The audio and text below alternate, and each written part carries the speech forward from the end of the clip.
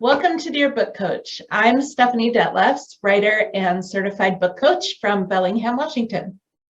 And I'm Terry Thayer in Longmont, Colorado, with a view of the Rocky Mountains. I'm a certified book coach, an author, and a certified focusing professional. And I am Carrie Savage, coming to you from Boston, or just outside Boston in Somerville. And I'm a writer, certified book coach, and project manager. And this is your friendly advice space for you as you plan, draft, and revise your novel. In each video, we answer one question submitted by a writer like you with our 3 different points of view, and you get to pick the advice that works for you. And today's question comes from Jim. My wife says that the book that I'm writing is too plot heavy, that I need to put more emotion into it. I don't even know where to start with that. What do you suggest? Terry, you want to take that? Yeah, ask your wife about the emotional part of it. I see. Congratulations. I'm somebody who struggles with plot, so this is a lovely problem to have. However, just saying this happened and then this happened and then this happened, just moving through the events does not a story make, not a good story anyway. It can happen sometimes with mysteries or thrillers where things have to happen in sequence. But your wife is right. You're missing the emotional impact. And this can happen because you as the author know what has to happen. You know what the plot is, and you know what needs to happen in order for the next event to happen. But we're more importantly interested in why are things happening. And you're not connecting how the events of the plot are affecting your main character. We read to figure out why the protagonist is doing something, really to understand why human beings do things, not just the what. The what can be fun for a while, but we really want to get underneath that.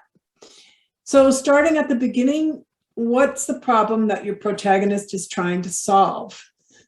This should be the opposite of what is resolved at the end. And again, not just the what has happened, but how those events have affected your hero every step of the way. Perhaps you can eliminate some of the plot.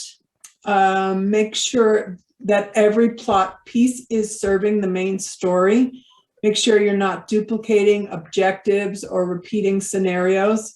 If you have a subplot or 2 or maybe 3, try eliminating one. Just create a new Word document and lop off that whole plot. Be brutal. And see what happens. See if the story needs it. Who knows? You may have the basis for an entirely new novel with just that extra subplot. What do you think, Carrie? That's great. I mean, I would love to be able to lop stuff off and have, a whole new novel there. So that's a good problem to have. I have some other sort of practical ways of looking at how you can flesh out your narrative. And I will say, I've definitely seen this problem quite a bit where, the pacing moves really, really fast. It doesn't have to be a thriller or a mystery. It often is, but I see a lot of that scenes with just back and forth dialogue, which moves really fast and can be really exhilarating for a reader. But then they might come to the end of it and just be like, well, okay, I know all this information now, but like, why do I know it? What does it mean? So think about description on both a macro and a medium level, not just a super, detailed microscopic level. Do your readers know what your characters look like? I will fess up to this one that people in my writing group have said like, oh, this was really lovely. And, I felt like I was there and this, that, but I have no idea what this person looks like. I'm like, oh yeah, I never did tell you that. She has brown hair and brown eyes and, is tall and whatever else.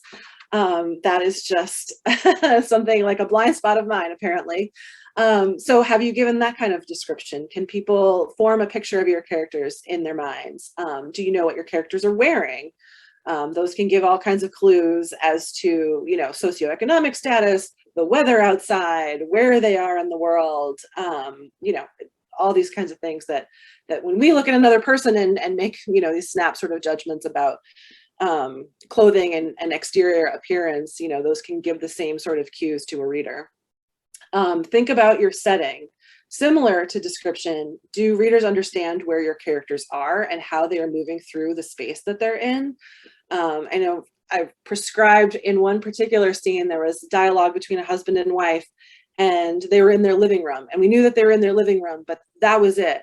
And the scene needed to slow down, so suggested, like, do they interact with the furniture in any way? Do they pick up a paperweight and put it down? Or, you know, how are they, are there any gestures that they're using to process information or that indicate what they might be thinking but not saying, you know, those kinds of cues. So yeah, think about how, like, are readers grounded in the space, and think about how your characters are moving through that space. And what's the weather like? Apparently I've got weather on the brain today. And finally, like, sensory details. And this is getting a little bit more, you know, medium to micro level, but think about taste, touch, smell, sound, and sight. I think, you know, because we're looking through the eyes of our characters, we usually focus on what they're seeing and hearing, but we often forget about the other, you know, the other senses that they have. And sometimes giving a thoughtful detail about what a smell might be like, or if you're touching like another person or an object or something, what that feels like, what that sensory cue is, can really do a great job of bringing the reader into the world that you've created, and not just, you know, not just focusing on what is happening, but understanding the greater world and giving them context for what's going on. And I have to say, you know, my caveat is not going to be a surprise to anyone who's watched these videos for a while, but keep in mind that none of these things should be extraneous. You know, you're not just putting them in there to put them in there and kind of, you know, try to distract from what might be plot heavy. You want to employ them in such a way that the reader's experience and understanding of the narrative is enhanced by those things. So I think if you do them in a thoughtful way, and you realize as you're going through and adding them, you know, if you're thoughtful about it, it will just, you know, deepen the reader's experience, rather than leave them thinking, I don't understand what I just read, why I read it, and why the heck did I need to know that they went to get an ice cream? Or I don't know. And what that ice cream tasted like. And now I want ice cream. So Stephanie, what do you think? I know. Yeah, I agree with everything, excuse me, that both of you said, as usual.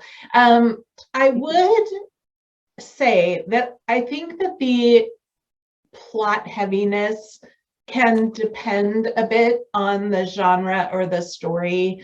There are some stories and some genres that lend themselves more toward being really plot centered versus kind of the emotional, kind of squishy part of reading a book.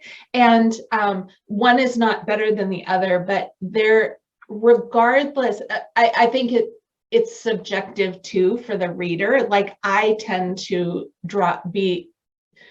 gravitate more toward books that are more emotionally driven than plot driven. I'm more interested in that. I want to know what makes people tick. That's me as a reader. And so that's the kind of book that I'm more likely to pick up. So if somebody says that your book is too plot heavy, it probably is, but also remember that that can be a little bit subjective too. All stories, regardless though of type of story or genre, have to include an element of change within the protagonist. So it's not just that the protagonist is solving the crime, or the protagonist is uncovering the answer to something. It's that something is changing within them.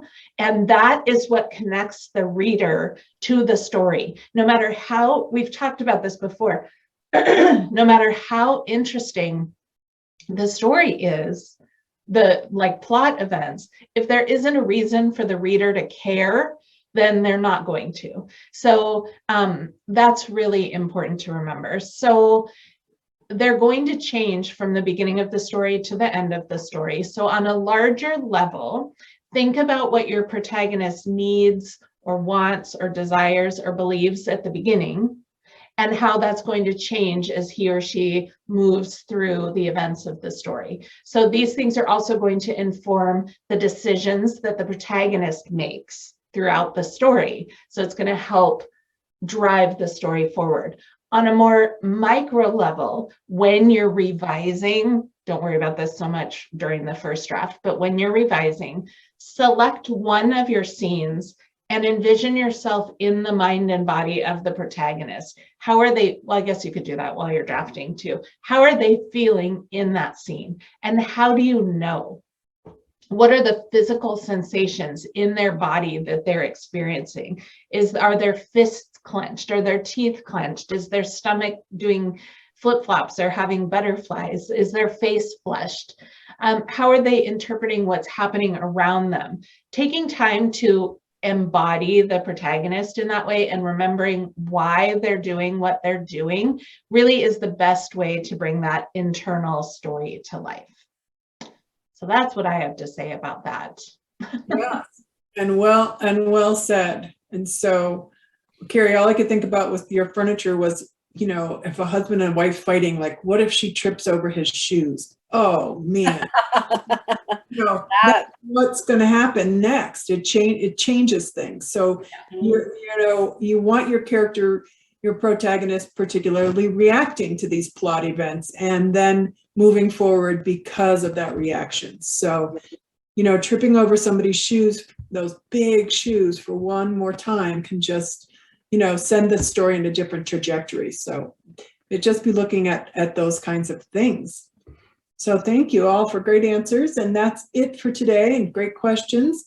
We hope you found an answer that made sense to you at this point in your life, at this point in your book. Remember, you can submit your question at dearbookcoach.com.